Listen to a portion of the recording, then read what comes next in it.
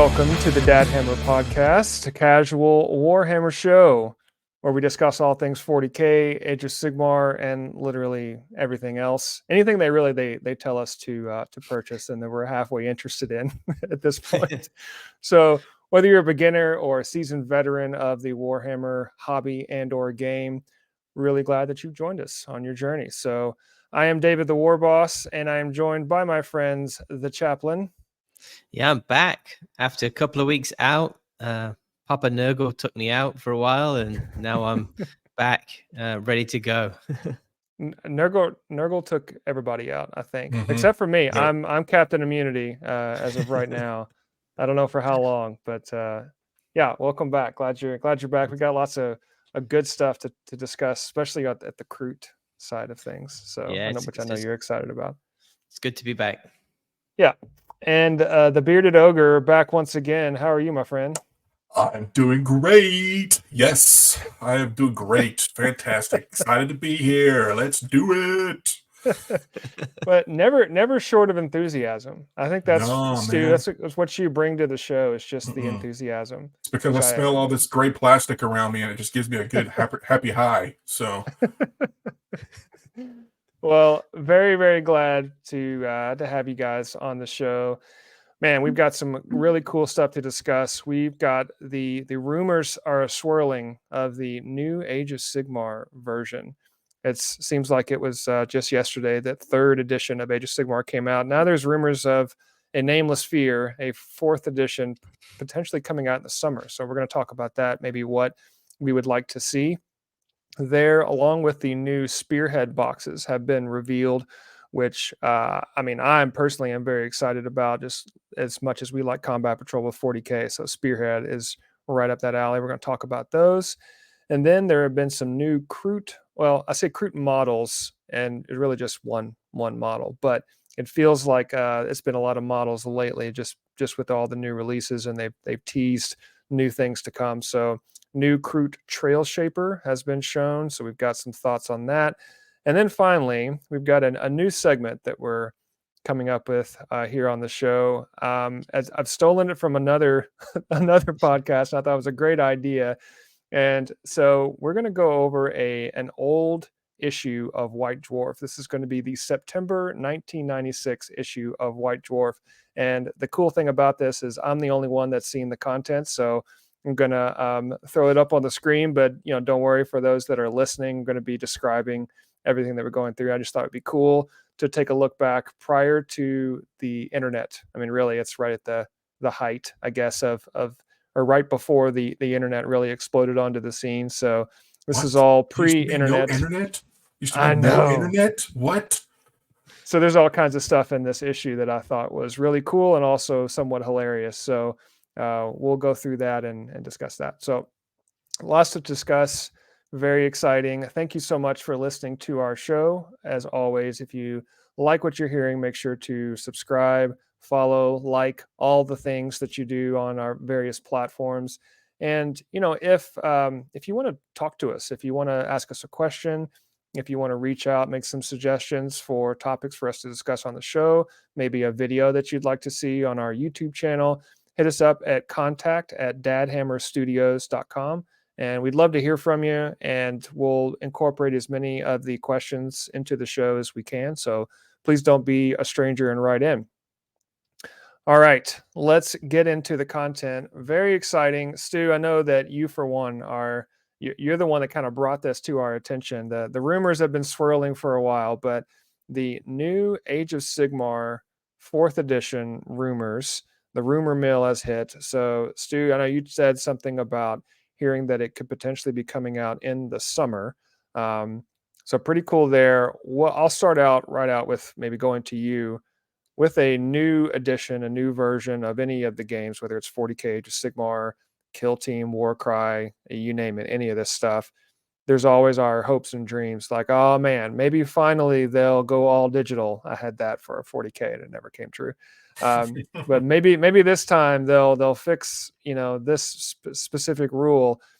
With me only playing, I would say around 5 or 6 total games of Age of Sigmar. I'm a relative rookie, but I know you are not. So my question to you: Are there things that you are hoping for in a new edition of Age of Sigmar? Are there rules changes? Are there enhancements? Anything like that that comes to top of mind that you would love to see in a new edition of Age of Sigmar?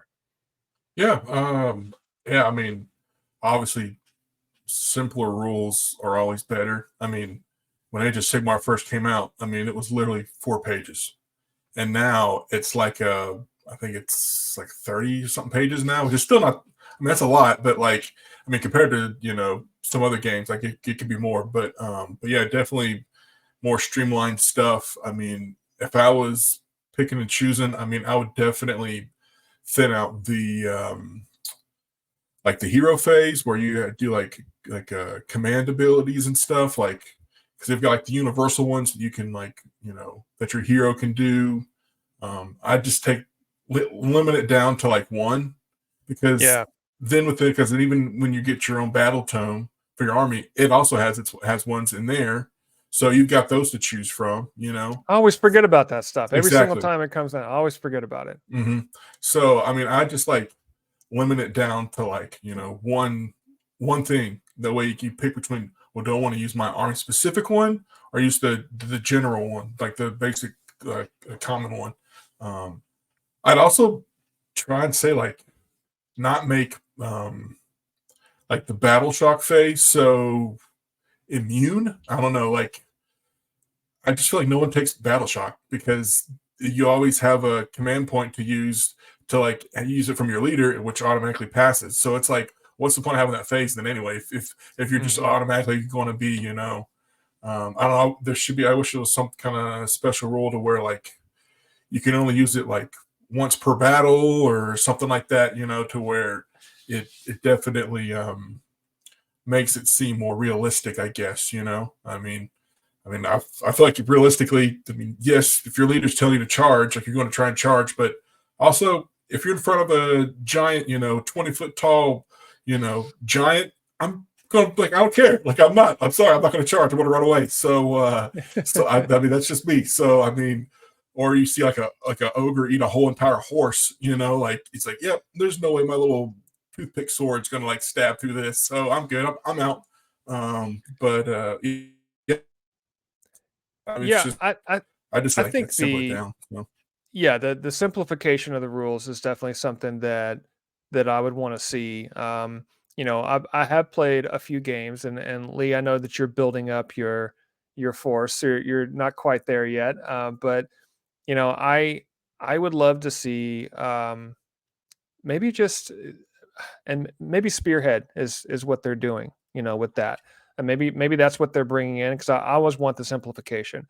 And whenever you have that kind of dynamic, you're going to have a split player base. You're going to have your new players that think this is way too many rules, this is way too complicated, and then you're going to have your veterans that say, no, we want more nuance, more detail, more complexity and options. And it's like for the people that have been playing the game for a long time, options equal like good. That's a good thing. You want tons of options.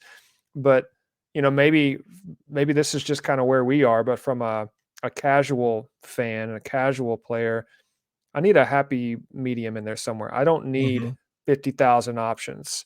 And even when I put together models and I have to put a little bitty piece, on top of something, I'm like, I don't really need this option, just have it already on there, So I think maybe Age of Sigmar, Spearhead. This is the new stuff that they had just recently shown off, kind of a segue into this, but they had talked about Spearhead recently at LVO, and I mean even prior to that, they announced that this was going to be a new game mode, very similar to Combat Patrol with 40K. So they showed off 2 new boxes, and I don't know, Lee, I'll go to you. I know that you haven't played Age of Sigmar, but when we talk about getting into the game and you're working on your Seraphon army, is this like when you see something like this attempt to go from Combat Patrol 40K and then Age of Sigmar and Spearhead, does this make you think, oh man, this is achievable now? I'm thinking about getting into these armies, or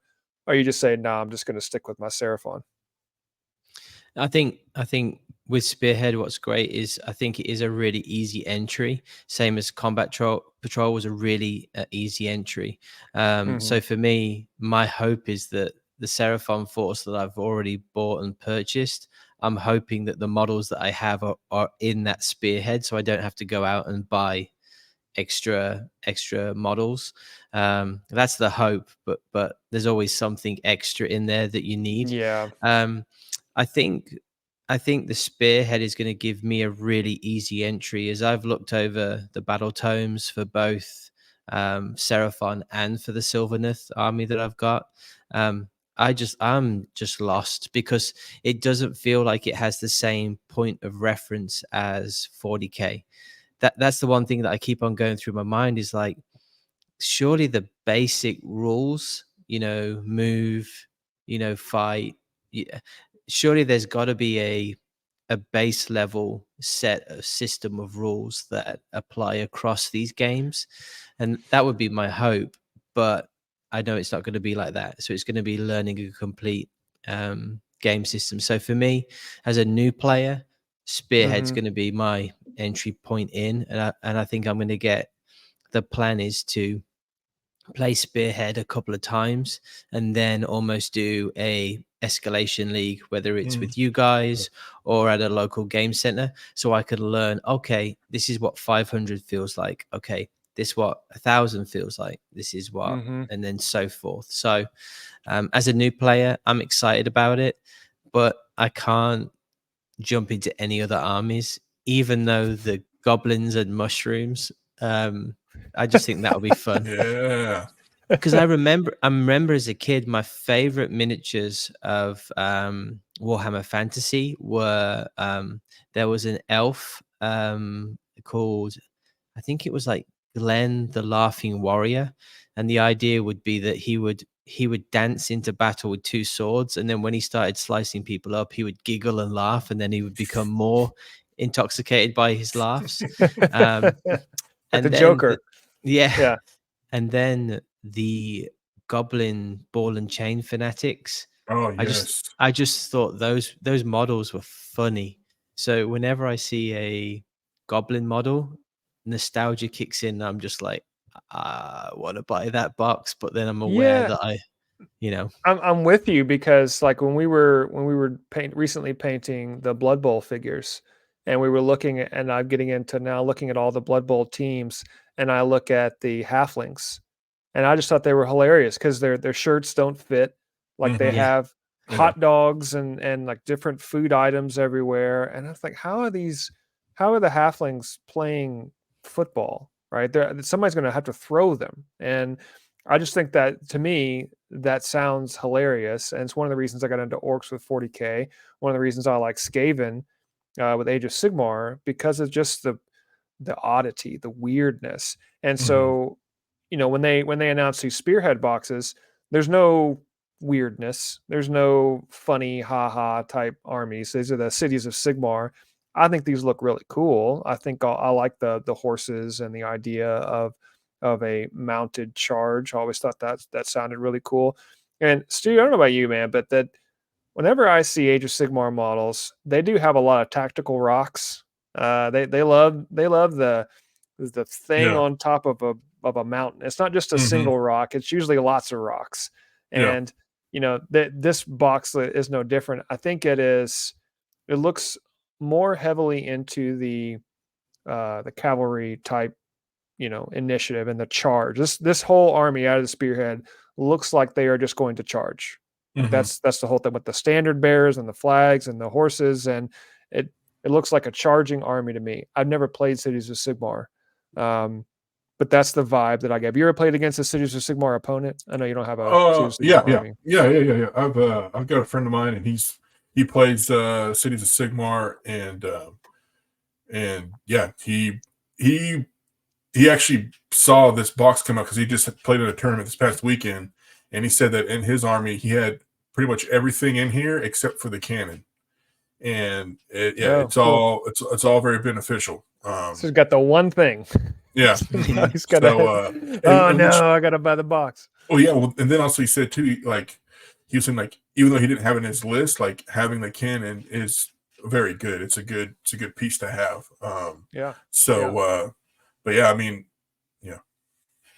I So think it's cool. And then the other spearhead box was the Flesh Eater quartz, which, um, you know, we we've talked about these guys in the past with the skin flags, and I mean, I don't know. This is not personally for me the same reason I don't really like the Death Guard in 40K. It just looks kind of disgusting to me. Not necessarily my jam. Lee, I uh, don't know, but are you looking at these guys and thinking, oh yeah, these guys are great, or no way? I mean, so I've been able to pick up the miniature of the month, so you can get that from your local Games Workshop store, usually at the beginning of the month. So I've been able to pick up a Sigmar model. Was able to paint that up very quickly. We've got a video that will be dropping on YouTube pretty soon for that. It's a messy style of painting, but it's a quick style, and then it does look good. And then I had the benefit as well. I swung by last week, and I actually picked up the mini of the month, which is one of these models.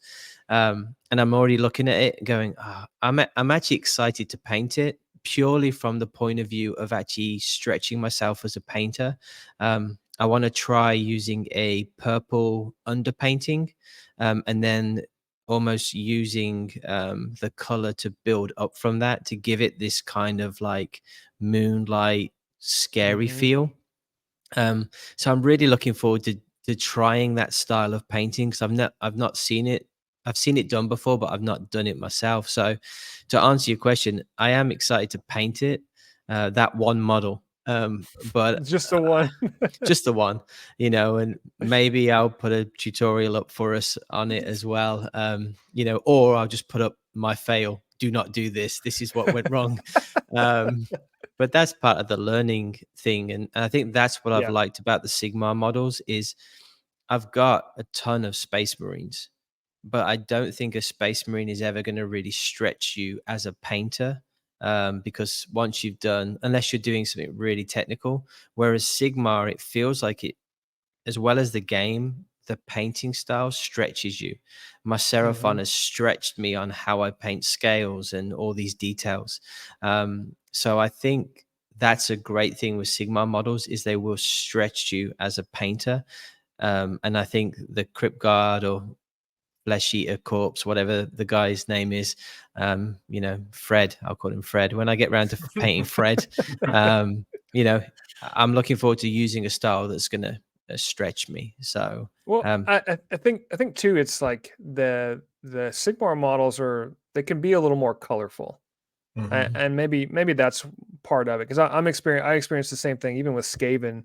They're rats, and some of it's dingy brown, so it's a little similar to orcs in that I had to figure out how to make a brown, dirty type look still feel vibrant and colorful. And what I liked about Skaven though is they incorporated a lot of the wood grain type stuff into with the siege weapons and things like that. So I think, yeah, I like the idea of stretching and kind of challenging ourselves.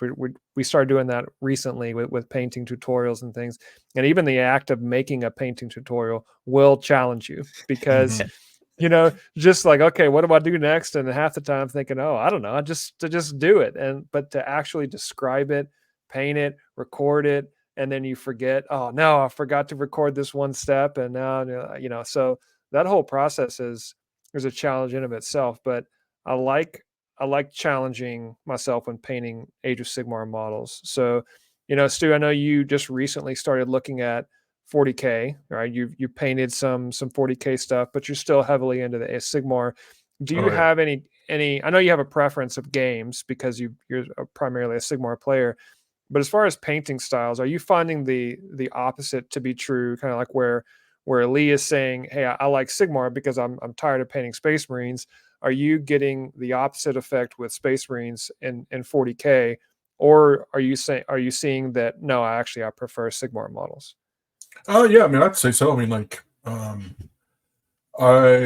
painted a Space Marine, and then I'm looking at possibly doing the Adeptus Custodes, and both of those are very like smooth textures.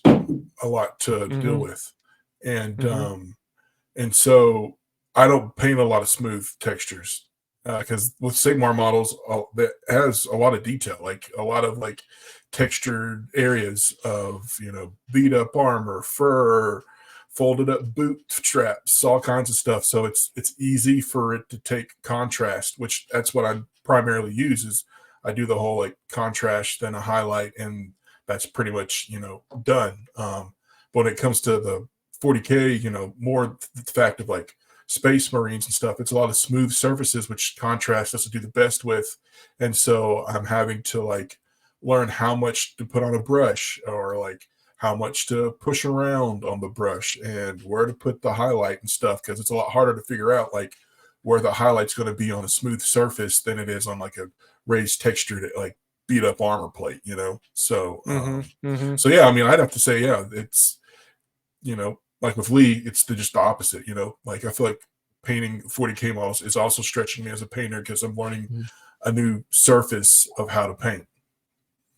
Yeah, it's interesting, and even Lee, with you and I painting some Blood Bowl figures, and I painted another orc, and when I first started, I'm like, yet another orc. I painted so many orc boys, I didn't want to paint another one. But what I found is that I'll go for a different skin tone.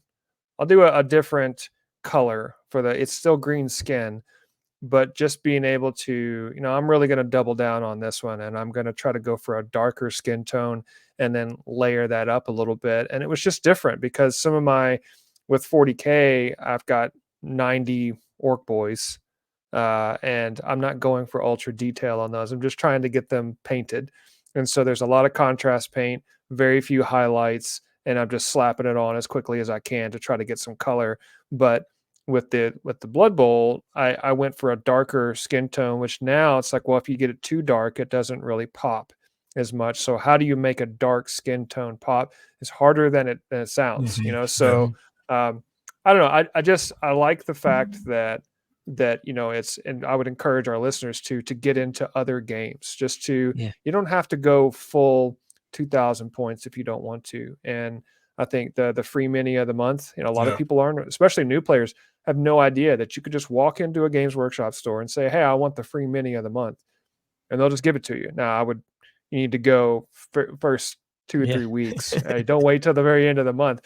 But I would say go in the first or second week. Make sure you ask them first, but if they have them, because sometimes there's a little bit of a delay, but get the free model and take that home, assemble it, see if you like it, paint it up, and then you may find that you're discovering new techniques, and with the scales and things like that. So if anybody's curious, definitely go into the Games Workshop store or Warhammer store, whatever they happen to be called. You can't get them at a local game store, just like your friendly local game store. You have to go to a branded Games Workshop Warhammer store. Those are the ones that have them. So really cool Age of Sigmar stuff. Excited to see more there. I want to, before we get into the White Dwarf issue, I wanted to hit on the last bit of news that popped up. And Lee, I know you're very excited for all things Kroot, and they showed off a brand new model. They had teased that they're going to be releasing more Kroot models in the next few weeks. We got Adepticon coming up in March, and so I'm assuming that they'll reveal even more between now and then. But they came out with a what's this guy called? A trail shaper. So he Trail looks more like shaper.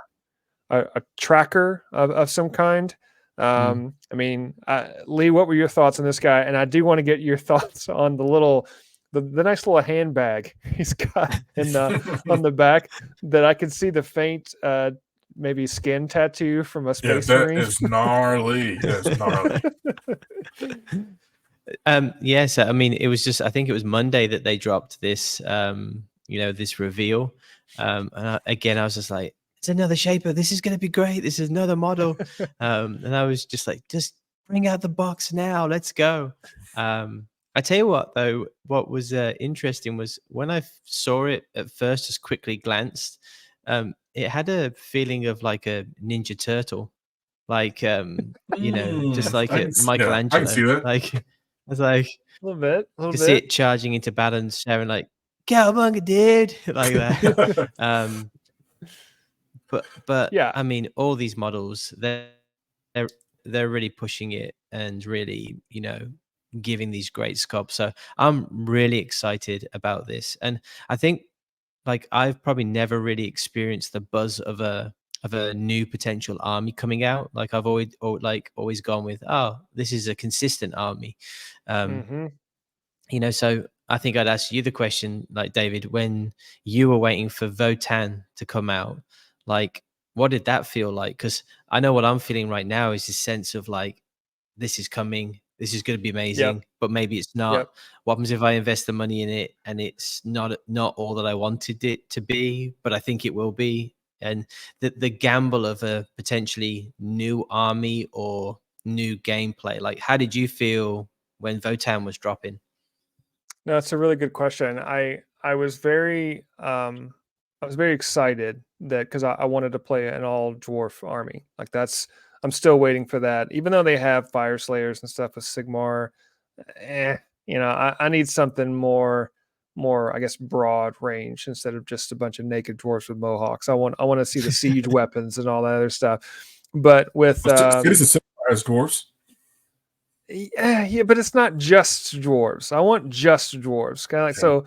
so Leagues of Votan were just dwarves. And when they were announced, I mean, because I already like the idea of an all dwarf army, it was already, whatever they were going to reveal was going to be good in my Mm, book. But then when they showed the full range with the vehicles and stuff, and it really just it went all in on that mining deep space look, and I was all in. So for me, to answer your question, it didn't matter if they were any good to me at that point. It didn't matter at all. Like I just liked the idea of a dwarf army. I liked the sculpts. I was excited about painting them for the first time really in a while. Was excited about painting and putting them on the table and seeing what they could do. And it was very similar to, if you're a sports fan and you've got your team is on the field, if a true fan is going to cheer no matter what, right, win or lose, you're going to be a fan of the team, and that's kind of how I felt with when the Votan were coming out. So whatever they release is going to be thumbs up in my book, even if it's hot trash on the tabletop. So, I don't know if the Kroot are going to be any good, right? I don't know if these guys are going. I think, but they add a different dynamic to the Tau mm, army, and so now instead of just coming out with robots, you've got a little bit of a different dynamic, and it's a very similar feel like I had with orcs when I could go all melee and all orc boys and all of that, or I could go all vehicles. And it just gives you a little bit of a choice. What do I want to bring to the table today? And I like whenever they do a good diversion like this away from the mm, core, but not too far. Right? This is something you can do if you want to.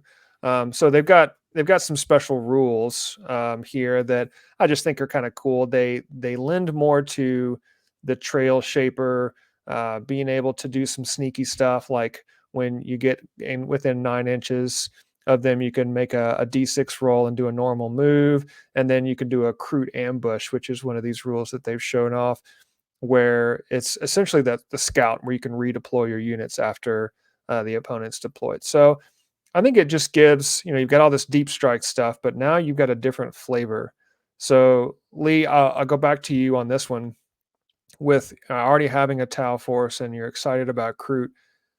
I mean, are you in the same place that I am with Votan? Are you going to be feeling like, well, it doesn't matter if they're any good because I think they look cool and I'm going to get them no matter what and put them on the table. And even if they die first, we're going to go down looking really good at the same time. yeah, I think it's just a rule of cool. Yeah. They are. I've painted Space Marines. I've painted so many different models within the 40k range. I dabbled with Eldar, Eldari at one point, painting those. But the Kroot were the ones that I really just loved painting. I think there's just so much on the models itself and so many little details, whether it's the spines that make up the hair or the leather pouches that are made out of Space Marine tattoos and bits. So I'm looking forward to that. Yeah. And I think you have to go in go in with that army knowing that you're probably going to lose a lot of models. I mean, they've got 1 wound, I think, right now, but we don't know what the codex, with the update will be and the buffs and things. I would imagine they would charge in and just, 1 wound, get knocked off the board. What's nice is that how they're thinking through the synergies. So I could imagine, like, I drop, the Kroot down, and then someone goes ahead and parks a cannon right in front of them, and you're like, oh, okay, I got to move. And that's where that stratagem can come in, where you can just move it out the way. So I think it's going to be interesting how they play, but I'm ready to, to get them painted and on the board. And I think and maybe there's other people like this, but visually, I like to picture it. And right now, my picture is Farsight, like painted up in this kind of like battered, kind of weathered kind of look, like he's been battling. And then the Kroot army behind him, almost like he's leading them. Because with the Tau army, you've got these 2 different kind of synergies. You've got, and I'm going to probably get the names wrong, but you've got, one of them is this patient hunter, that you kind of sit back and wait for your army to come to you. And then the other one is Farsight, where he's like, there's way more ways of just fighting than just sitting back. Let's take the battle to them. And that's where in my mind, there's this Kroot charge in, and then Farsight leading that charge. So that's where I kind of picture my army going initially, is Farsight and the Kroot, and just slamming into dwarfs. And because Kroot are really tall and dwarfs are really small, it might be like Blood Bowl. It's like they just kick you on, boop, like that. Walk up to him and give him a crate to stand on. And then hit him. No, I was thinking too, like, with maybe they could go all kinds of different ways with the Kroot, but what I get this feeling of more of a hidden, sneaky in the jungle, type of a vibe with the Kroot. So what they could do is they've got the Tau sitting back primarily shooting, and then you've got the Kroot sneaking around in the jungle or in the different parts of terrain to like almost like a rogue. I'm trying to come up with the right wording here, but really the backstabbing type thing. So you're being surrounded while you're being picked off at the same time. So you're being sniped, and then you've got all these other guys in the shadows being able to move when you get close, moving around, telling the Tau that the robot side that, hey, there's bad guys over here in this corner. We'll go ahead and soften them up for you, and they may go down easy, they may not. But I like the idea of giving the Tau army a bit of mobility and some flexibility with the army itself. So I always like when Games Workshop does this kind of thing. They just throw a bit of a curveball so that the army's not the same thing over and over again. It gives you some options as a player. So even though I'm not a Tau player or a Kroot, I don't necessarily want to play anything with the Kroot. I always think it's cool when they add a different dynamic to the armies. So I mean, they could like there's an ogre that's in Age of Sigmar, the Blood Pill Hunter. He's got a rule that he can't be targeted at attack if he's in like terrain, and possibly maybe that's something they do with the Kroot. Like maybe they get like a +1 or a +2 if they're inside terrain. To keep them to last a little longer. Or like I said, they can't be targeted for like within a certain range of a shooting attack. I could see that for them as well, with them being sneaky kind of hunters. So who knows? So I like the sneaky hunter. I think that's what I was trying to come up with, and I couldn't come up with a word. I think sneaky hunter is the best way. And the Trail Shaper, the War Shaper, all these different, they are making an impact to the battlefield, and I like that narrative. It's just so different from the Tau. So, or at least from the robot side. So really exciting stuff on both 40K and Age of Sigmar. So now that we have talked about what's coming in the future, we're gonna go back to the past. And I'm really looking forward to this segment. Hopefully our listeners and viewers will as well. I'm both in the DeLorean. I am a current subscriber to White Dwarf. I like the magazine. I like old magazines just because, I grew up in the 80s and 90s. And so in this case, we're going to look back at an old issue of White Dwarf of the September 1996 issue. And I'm going to pull it up for people that are watching. I'm going to pull it up on screen here. But I will for our listeners. I'll be describing things, so fear not. We'll try to hit both sides. But we got the cover of issue number 201 of White Dwarf, and I like the cover. It's like a bunch of goblins with a giant red squig, and even the colors are very 90s. You know what I mean? Like it just screams 90s to me, and you're going to see a lot of that in these older magazines. It was very colorful, very vibrant. They used a lot of red. There's just a ton of red. So with that, we'll get into it. One thing I wanted to show here is one of the pages. I just thought this was funny. So in this issue, two things. One of the pages, they've got some kind of celebration with a Games Workshop cake, celebrating that in the office. And so one comment was, this was before you could take a picture, but you didn't really know what the picture was going to look like. So you had like a disposable camera or just, a giant camera. You took the picture and you just hoped everybody had their eyes open. This looks like one of those pictures.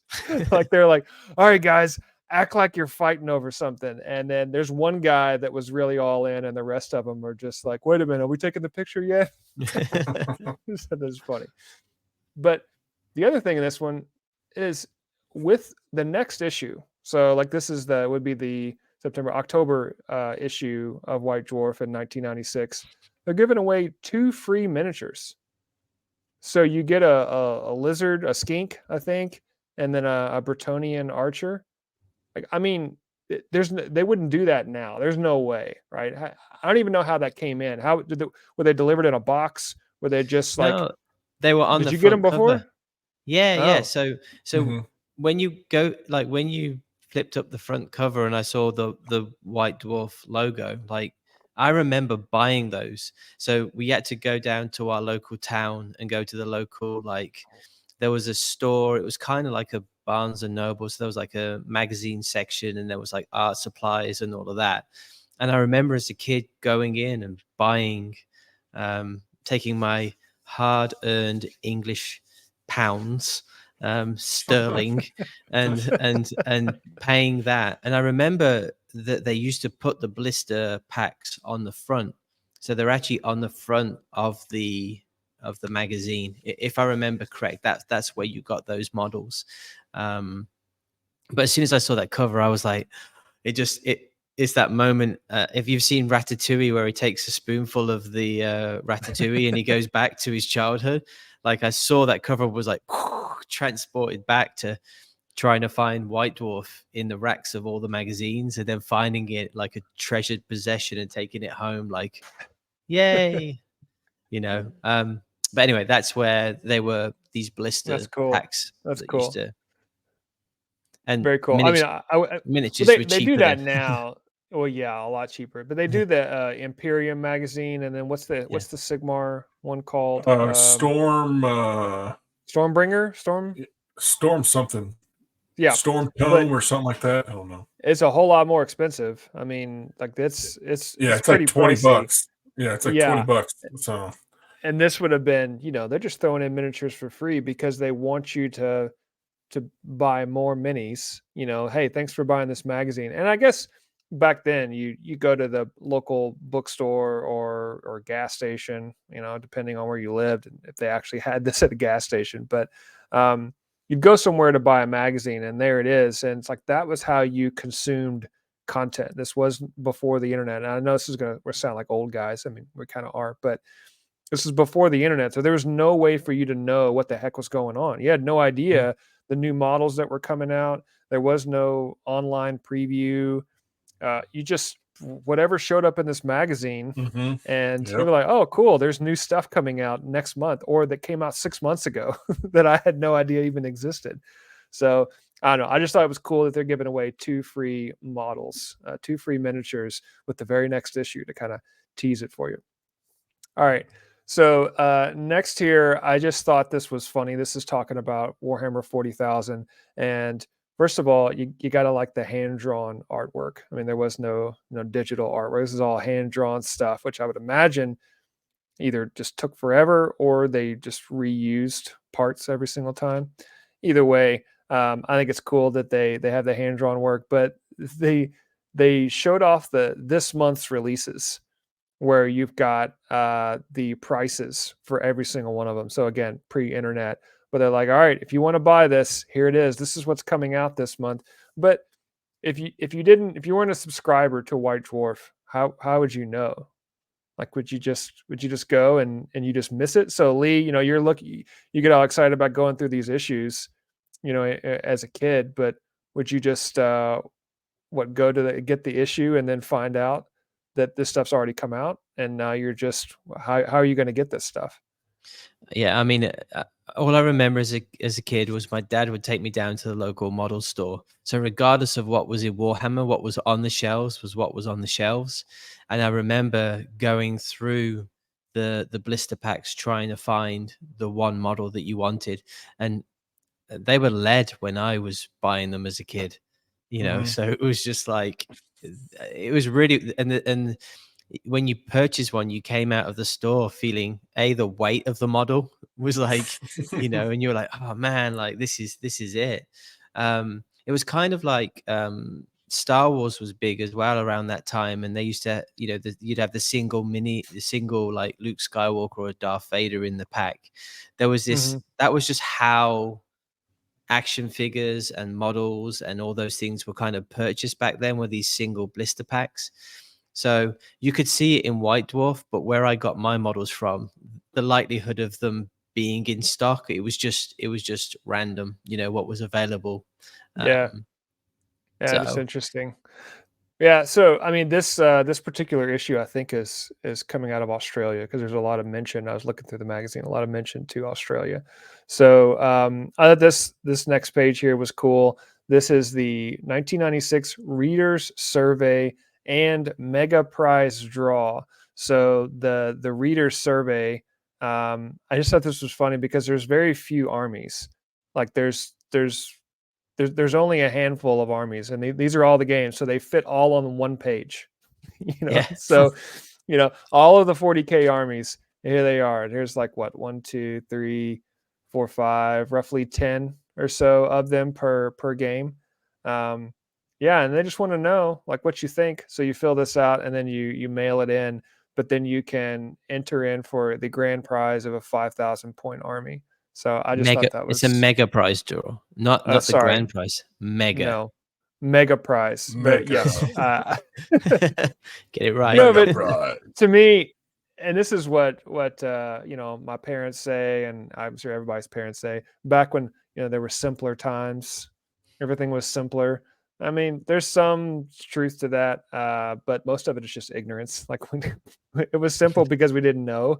But in this one, when the entire catalog of Games Workshop products can fit on a single magazine page, I mean, it was pretty simple. You didn't have many choices. This is all you get. So I thought that was cool. Another page here. I thought was cool. This is just a little. First of all, Andy Chambers is he's got quite the mullet going on, which I can appreciate. But I thought this was cool. This is a picture of one of the Terminator models. This is an article about the Legions of Darkness, Chaos Space Marines, or I guess this would be the World Eater side. But this was the Terminator model that they recently had as part of the Warhammer Plus free mini. So I got that one. Yeah. Put that one together. This is cool. Like, so I randomly picked this magazine and was just kind of scrolling through and I'm like, oh man, there it is. So this is when they were talking about it. This is just some artwork that they threw up there, and I actually have that model in my cabinet now. Pretty cool. That's what I saw that and I was like, oh, I've got that. Like there was this sense of yes, but mine's back in almost 30 years ago. Yeah. So yep, there it is. we're 1 foot out of the grave, guys. That's the way it feels. All right. So moving on then to the next one And this is just a interesting spread because mainly is they put all of the stats. This is a Chaos Space Marine Terminator little force that they're showing off in one of the screenshots. But they put all the stats and the points and the whole deal. Here it is, right here in the magazine. Have they ever done that in the current iteration of White Dwarf? Like they might put in some maybe stats of a gun, or some, I remember when Vashtor came out, they showed some of his stuff, but I don't think they came out with the full data sheet, or did Yeah, they? they have. I mean, for Age of Sigmar, they have. I mean, like when they first went over to the edition they are now, like to catch up all the other battle tomes, they put them in the White Dwarfs. So it had all the traits and stuff that you needed to play the current edition under those rules. And for like Warcry or like Necromunda or like the more smaller games, they do this kind of stuff all the time. Mm-hmm. So, but yeah, this is sick though. I like this. And maybe it was. I also like the little terrain. They've got the barrels and the boxes and stuff there. I like to look like the styrofoam spike ball. Those are always a classic. So. What is that? It's supposed to be like a poisonous plant. Is that what that's supposed to be? It's got those cactus. Yeah, it's got those like painted toothpicks through it, like the easiest terrain piece ever. Like, I mean, come on. So we need a tutorial for that. How do you paint a poisonous spike ball? Oh, easily. Go to your local craft store. Spike ball, yeah. Yeah, but it's literally just a piece of styrofoam. You saw that a lot in Warhammer Fantasy. So that was one of the kind of the pieces that you saw quite a lot. So I'm guessing they were like, hey, let's just reuse that for this one. That's cool. Yeah, exactly. Yeah. So this is Lee going into the Seraphon. So there, I think this may be, and I have to go back and I don't really have done the full history, but I think this is when they showed off. This is what they called lizard men at the time. Lizard men. And and this was new to Warhammer Fantasy, which I thought was cool. I went a little too far, so I just think it's cool just looking at history. Like this is when it came out. Cool stuff. It looks like a Saurus warrior / like Kroxigor. But it's what's great is like, and even if you look at the bowmen up there, even though they're like the new models, they still pay honor to the history of Warhammer, the journey. So yeah, the models and the sculpts change and they improve and the detail, but they still pay homage backwards, which is really nice because you feel that as you pick up different armies, you go, oh, I remember playing this, or vice versa. So I would imagine, people that played, because that's what I felt when I saw the Old World and the Tomb Kings. When I saw, and I know I know a lot of people were like, oh, the skeletons, they're not as cool as the Sigmar skeletons. But as soon as I saw it, I went back like to that model as a kid, at Christmas, opening that box up and just going, my own army. So I love how the modern plays honor to the past, and it's just fun seeing this. Even the logo.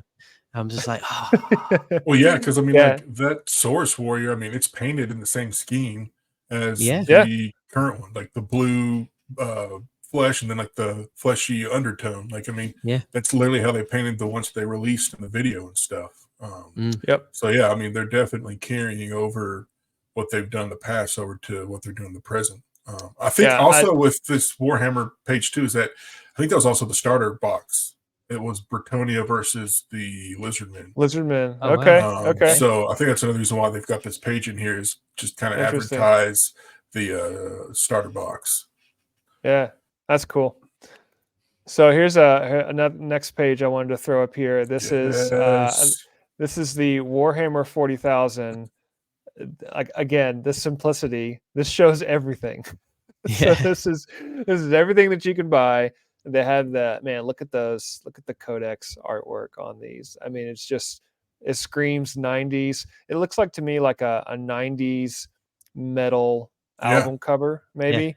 or a poster for like the next horror movie or something. It's got like that horror, maybe. Oh, what is that? What was the old like heavy metal cartoon? Um, I mean, I can't remember. It's I'm drawing a blank. But Yeah, I don't know. that art style is what I'm looking at. I just think it's funny that they could fit the every single part of the army, every single part of the game rather on one page. That was I just thought that was interesting. All right, so going to the next Here one we here. go. Yeah, I thought this was great. Again, I love the profile pictures, but this is a tutorial on how to make your own ruins, which they use and Lee when they say polystyrene. Is polystyrene just what we call styrofoam? Is that in the states? Because I mean, Yeah. it looks So like it, like packing so material. Is it? yeah. So when you buy like a fridge or an appliance and they have that white Yeah, stuff on it that really gets everywhere in your house and you have no idea like where did it come from? yeah. My kid got hold of some of that and she proceeded to scrape it and throw it around, and then before I know it she was Snow. screaming it's snowing, and I was like, Yeah. we're going to be cleaning this up for like years. But yes, to answer your Okay, gotcha. question, yes it is. Yeah. So it's cool. I also like the fact that they in step 3, it set 7 easy steps on how to make your ruin. So you just use the styrofoam that's coming out of a box.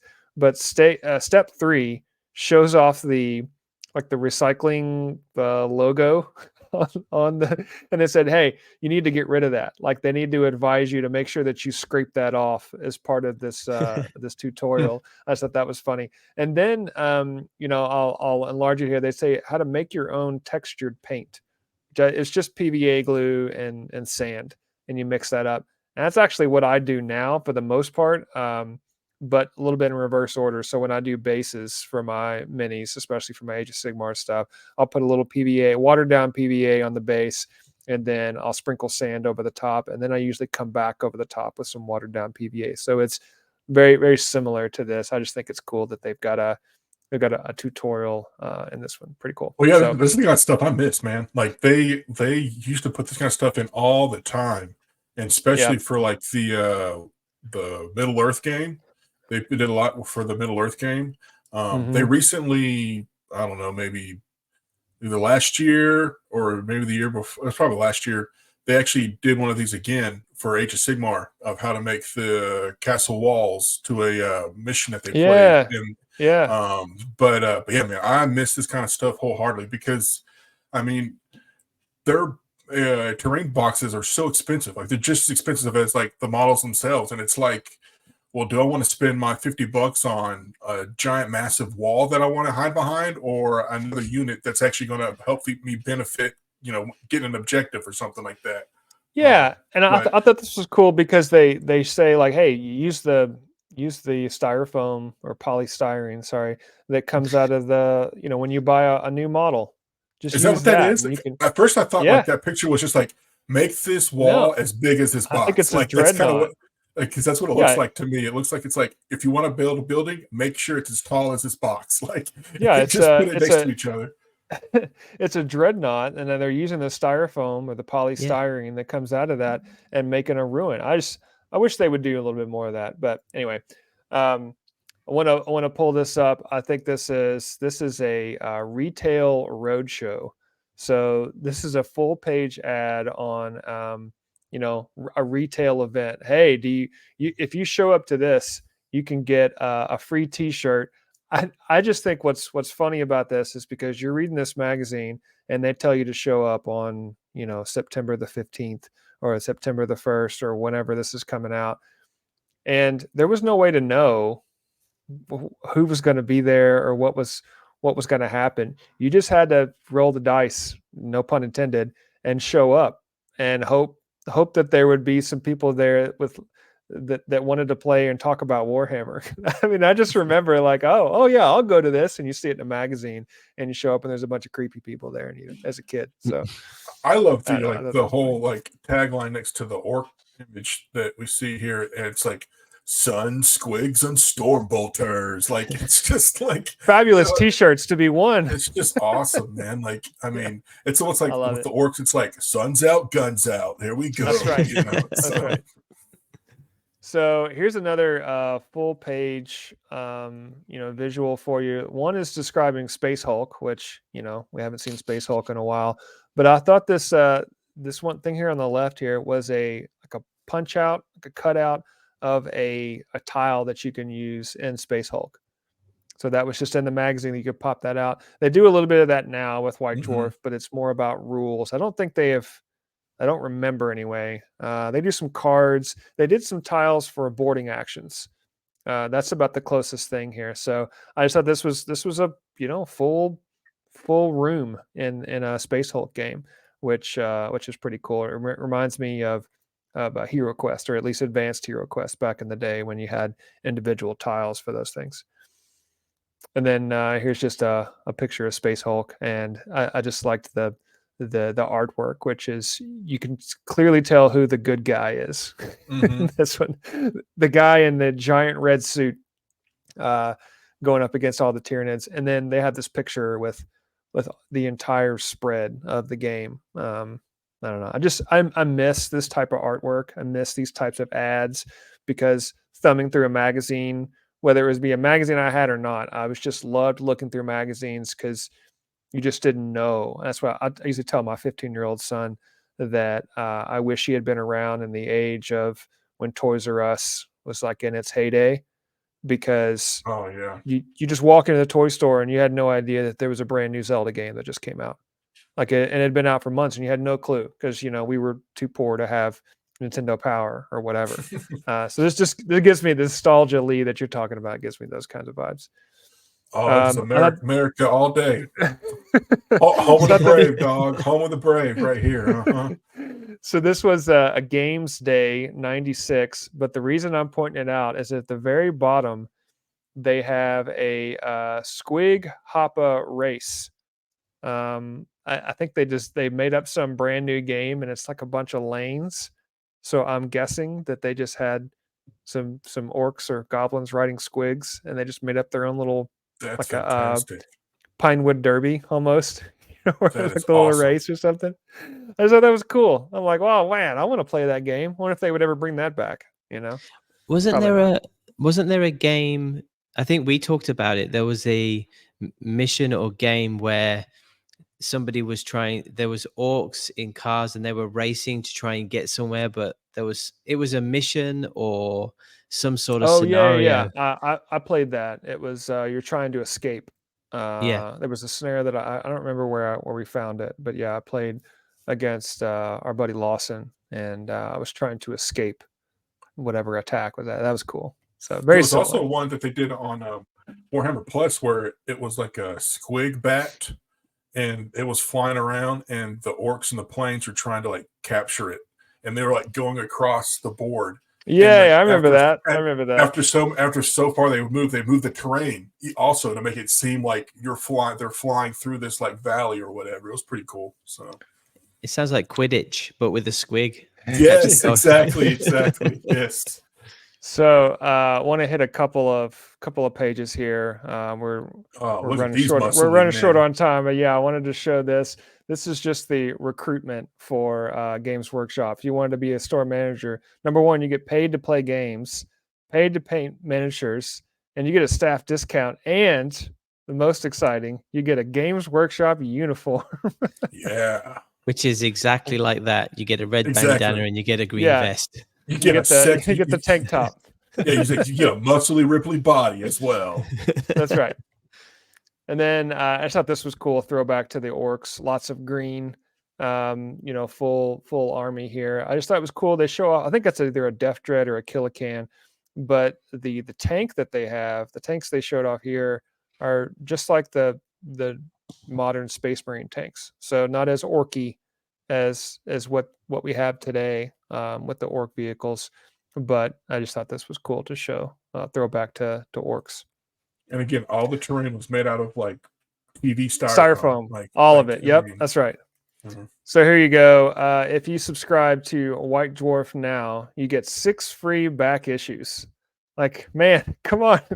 I want this now at Games Workshop. If I subscribe right now, I get the last 6. Oh, and by the way, just put your credit card information, just fill it all in right here and mail it in. Just like there's no security here. Just trust your friendly your mail deliverer and just put your credit card stuff in there and just sign right here. It's fine. Oh man, here's a throwback to Warhammer Quest. Rest in peace. I just thought this was cool that they throw this kind of stuff in there. I miss Warhammer Quest. Here is a page on Karn the Betrayer. Again, same artwork that they used previously in the magazine. So they're like, hey, that was a cool drawing. Let's put that later on in the magazine. And full stats of Karn the Betrayer, which was cool. And then this is the full mail order. So if you wanted to, Stu, you were talking about this earlier. If you wanted to order something, any kind of model, you had to send it in through mail order catalog. So if you ever hear a mail order catalog, for anybody listening, this is where it came from. So the full spread here, it's convenient, fast, accurate, and plus there's no parking, no bus fare, no heavy lifting. Oh man, this is all the convenience that you would want, and it gets there in 2 days if you live in Australia. So you can't beat that. Yes. And then finally, let's just wrap this up. This is the full, full catalog. So this was it. So when you got a magazine and you wanted to order something, they had to put everything possible in here. So all the various games and all the prices listed. You'd throw up this, you'd write your stuff in here for your mail order form. And once again, put your credit card information at the bottom, mail it in, and hope for the best. But generally, you got your stuff delivered. Yes, And then this right is here. yeah. You got to see the full range, all of the bits, all the options. Orcs, dwarfs with an FS, not to be confused with VES and the Tolkien. Watch out for that copyright. So I know. But yeah, so if you wanted to order something and it wasn't in this magazine, it just didn't get ordered. Like, I just think that's crazy to me. That's how we used to live, but nowadays, if it's not on, we complain about the website, now it's like, no. We had to deal with this, and there was no high resolution, right? You just dealt with it. And then to wrap things out, I just wanted to throw this artwork up here. This was just, it's still cool. Doesn't have to be modern diorama stuff. I thought it was cool. Heavy on the styrofoam, heavy on the green. I do like the rivers, the fact that they have the river terrain in the top right hand quadrant. I wish they would bring that back. And then there's some weird cylinder terrain with a giant metal pole in the middle. I don't know what that is. Is that like a secret bunker or something? Is that what that is? I guarantee I guarantee they've just taken the inside of a toilet paper and just sprayed the cardboard tube over. 100%. He's like, oh, hey mate, I think we could use this for some terrain. I think if we save it, Hey mate, there you go. Oh my gosh. Well, there you go. That thought that would be a cool thing to look through on the retro issue of White Dwarf. If you're listening to this or watching and you enjoyed this part of the show and you want to see it more, let us know. I certainly have fun going through these old back issues of the magazine, so we'll probably do this again. But if there's any specific issues you want us to look at, send us an email, contact@dadhammerstudios.com, or you can hit us up on Instagram too. So either way. Oh man, that was fun. I hope everyone listening enjoyed that. Thank you to the chaplain and the bearded ogre, as always, for your wonderful banter, your time, attention, and your service. I am David the War Boss, and we will see you all next week. Take care, everyone. See you later. Adios, muchachos.